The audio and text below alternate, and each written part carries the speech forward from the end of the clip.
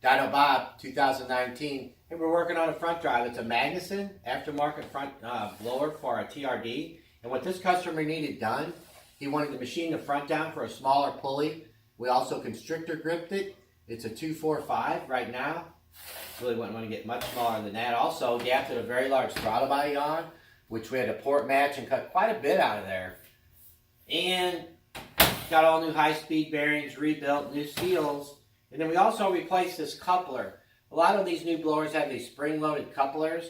They're a little quieter and they take the initial shock, you know, when this thing ramps up quickly. So, but that spring can break and it gets really noisy and crazy. So most people adapt for a solid coupler when they do these rebuilds. We also port these. We can repair them and do about anything you might need on your TRD.